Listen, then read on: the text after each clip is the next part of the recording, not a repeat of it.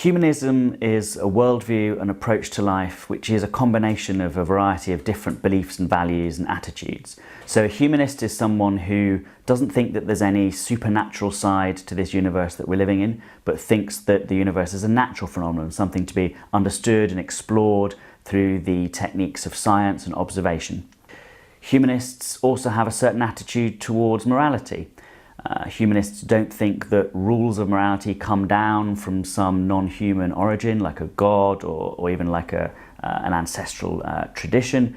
Humanists are people who believe that morality is something that is within us, part of our evolved nature, and something that we have to refresh and think about all the time to try and find the right answer to difficult questions in moral contexts. And a third important humanist attitude that is constitutive of this worldview of humanism is a certain approach to the question of the meaning of life. So again, humanists aren't people who think that meaning is something that comes to us from outside, that somehow the universe has a purpose and we're just part of that. Humanists think that meaning is something that we make in our lives. We do that by attributing meaning to the experiences that we have.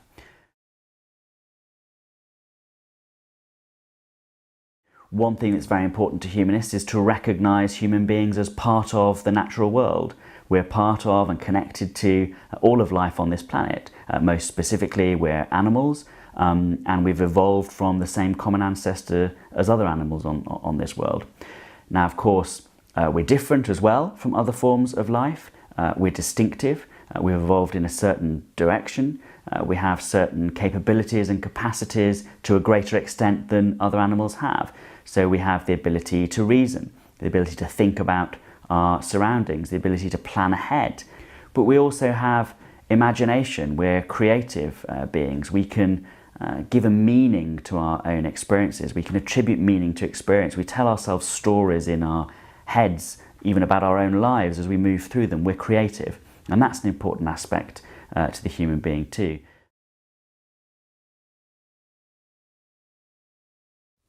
There are all sorts of different possible ways of answering the question, what is true?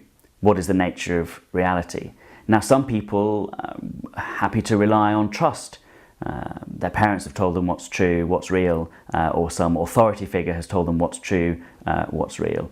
Some people think that they can go into alternative states of consciousness to connect with the real reality beyond all this day-to-day life that we have today. A humanist approach is different from both of those. Humanists say that if we want to know what's real, what's true, the starting point is our own senses. We have a way of interacting with the world. We have our sight, we have our touch, we have all our other senses. And through observation and experience, not blindly trusting our senses, of course, because they can deceive us, but through experience, through testing our ideas, our provisional ideas about reality, we can slowly move through our own observation experience and that of other human beings in that community of knowledge. We can slowly move towards a more complete understanding of what reality truly is.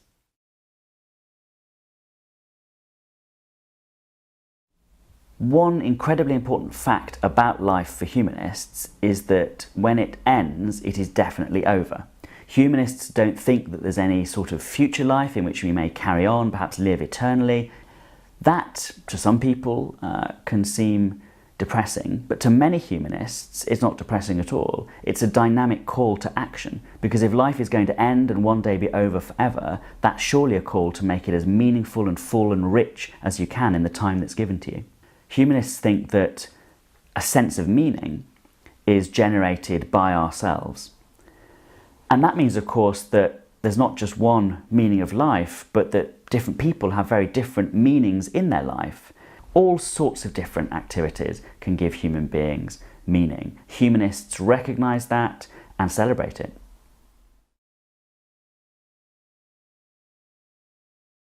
The origin of morality is something that is increasingly becoming clear to us, especially as we study human societies in the past, but also other animals. And when we look at our closest relatives in the animal world, for example, other apes, chimpanzees are a very good example, we can see in their nature the sort of behaviours that lie at the foundation of our morality.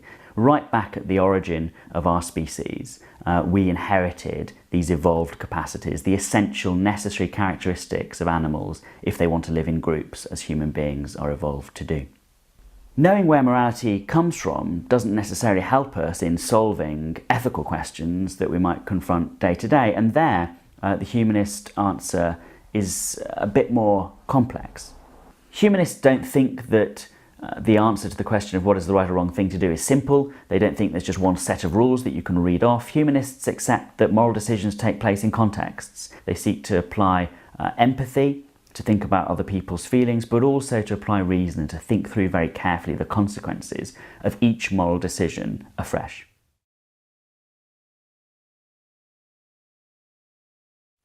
Humanist ideas aren't just personal beliefs about your own moral conduct in your own private life. They have public consequences.